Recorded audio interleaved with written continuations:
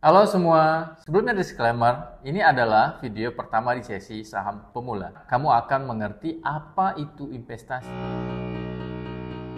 Kata investasi sudah banyak di mana-mana. Bahkan anak-anak ada yang sudah diajarkan investasi. Nah, sebenarnya apa sih investasi itu? Oke, jadi investasi adalah cara atau strategi keuangan yang tujuannya untuk menjaga nilai kekayaan kita di masa selanjutnya. Gini deh, misal menyisihkan 10% gaji di setiap bulan untuk dibelikan aset produktif yang memungkinkan di masa depan nilainya akan bertumbuh. Setelah terkumpul dalam setahun, asumsi mampu 10 juta. Dibelikan obligasi atau saham, setahun berikutnya bertumbuh 7-10%. Jadi 1 tahun berikutnya nilainya akan menjadi 11 juta. Dibandingkan dengan hanya menyimpan saja, maka secara nilai akan berkurang karena adanya inflasi. Intinya, investasi itu adalah cara dengan menggunakan sumber daya sekarang yang ada untuk memperoleh manfaat lebih besar di masa depan. Ada 2 jenis investasi mungkin sering kamu dengar, yaitu saham dan properti. Nah, goalsnya dari investasi ke saham dan properti itu hampir sama. Memberikan keuntungan di masa depan dari nilai uang yang kita investasikan.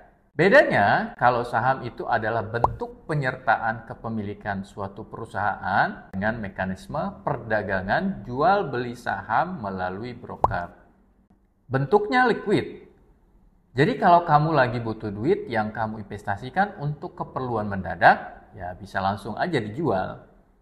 Sedangkan properti adalah jenis investasi dalam bentuk properti yang bisa diperjualbelikan atau disewakan untuk mendapat keuntungan dalam jangka panjang.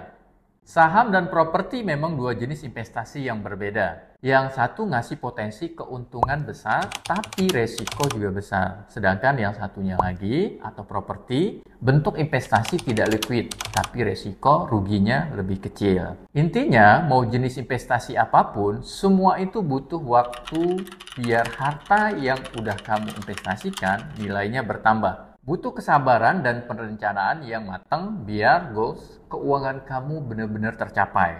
Ingat ya, setiap investasi bukan cuma untung yang kamu cari. Tapi setiap jenis investasi itu ada resiko yang mau nggak mau kamu harus terima. Misalnya saham, yang tadi udah saya singgung dikit, resiko investasi saham itu besar. Karena potensi kenaikan nilai suatu saham tergantung dengan kinerja perusahaan atau saham yang kita investasikan. Tapi nggak berarti sekelas properti yang non-liquid nggak ada resiko juga. Bisa aja misal properti yang kamu beli di lingkungan yang kurang strategis atau sekitar tempat properti kamu ada problem yang cukup berat.